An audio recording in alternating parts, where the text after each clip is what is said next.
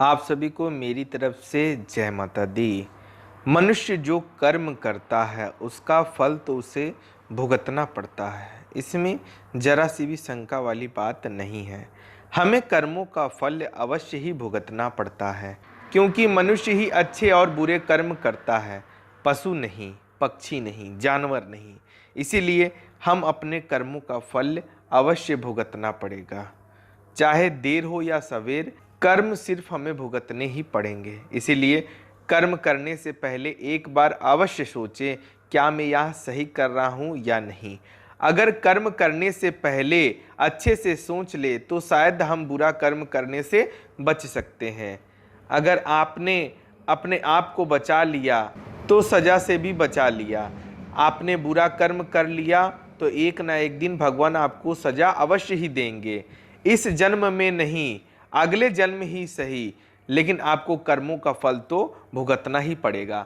श्री कृष्ण जी ने भी गीता में कर्मों को ही सबसे उत्तम बताया है, क्योंकि कर्म हो हमारे भाग्य का वो निर्माण करता है। क्योंकि कर्म हमारे भाग्य का निर्माण करता है। अगर हम अच्छे कर्म करेंगे तो हमारे साथ अच्छा ही होगा, अगर हम बुरे कर्म करेंगे तो हमारे साथ बुरा ही होगा। भगवान की न्याय की व्यवस्था बहुत ही ज़्यादा सुलभ है और ईमानदारी पूर्वक है।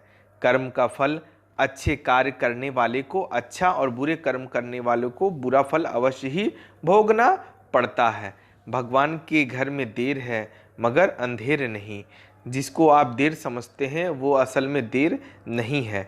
प्रभु ने प्रत्येक कर्म के फलित होने का समय निर्धारित किया रखा है। समय से पहले या समय से पीछे फल की प्राप्ति नहीं होगी। प्रभु की प्रत्येक रचना, प्रत्येक नियम इतना ज्यादा गहरा है, हर प्राणी उसको समझ या जान नहीं सकता। आज जो कर्म हम कर रहे हैं, परिपक्व होकर उनसे ही हमारे भाग्य की रचना होती है। हमारे भाग्य के निर्माता हम खुद हैं और प्रत्येक मनुष्य को उसके भाग्य के अनुसार उसे फल या कुफल अवश्य भोगना पड़ता ही है। इस समय हम जो दुख भुगत रहे हैं या हमारे पिछले जन्मों या इसी जन्मों में हमारे किए गए पुण्य या बुरे कर्मों का, पापों का फल है। प्रभु को दोषी नहीं ठहराया जा सकता। भगवान का एक विधान यह भी है कि हमारे कर्म, विचार और भावना को अनुसार ही हमें सुख या दुख की प्राप्ति होती है, और वह सुख या दुख हमें खुद को ही भोगने पड़ते हैं। मनुष्य के कब किए हुए पाप का फल कब उसे मिलेगा इसका कोई पता नहीं, क्योंकि भगवान का विधान बहुत ही विचित्र किस्म का है। जब तक पुराने पुण्य प्रबल रहते हैं, यानी पुराने किए गए पुण्य मजबूत होते हैं, उसे पाप का फल तत्काल नहीं मिलता। जब पुराने पुण्य खत्म हो जाते हैं तब पाप की बारी आती है। मगर सत्संग दंड को कम कर सकता है या फिर कुछ प्रसाद के रूप में भी दे सकता है। अपने दुखों को हंस हंस के झेलो या रोकर झेलो, या हमारे कर्मों का फल तो हमें अवश्य भोगना पड़ेगा। फिर रो के झेलो चाहे हंस के झेलो। रोने से कष्ट दोगुना हो जाता है और हंसते हंसते रहने से आधा हो जाता है। जिस दिन पाप कर्म हो जाए तो अगले दिन उपवास यानी व्रत रखना एक उत्तम कर्म भूमि है। कर्म तो करना पड़ेगा, कर्म नहीं करोगे तो पाप चढ़ेगा, ये भी तय है। जैसा कार्य कर्म होगा वैसा ही फल भोगना पड़ेगा। फिर दुष्ट कर्म क्या करें? प्रत्येक कर्म प्रभु को याद करके करेंगे तभी अच्छा फल भोगेंगे। धन दौलत, सुयश, खुशियाँ, सफलताएं, सुखी परिवार, रोना हमारे कर्मों का ही फल है और पीड़ा है। दुख, बीमारियां, आफत, दुखी परिवार, रोना ही हमारे बुरे कर्मों का फल है। भूतकाल में हमने जो किया था उसका फल अब हमें मिल रहा है। भूतकाल में यानी पहले के समय में हम जो कुछ भोग चुके हैं या हो सकता है इसी जन्म में भोगेंगे। श्री कृष्ण जी ने समझाया है, भीष्म पितामह सुख दुख से, जय पराजय से परे हैं। वो जानते हैं कि जो होने वाला था यही हुआ।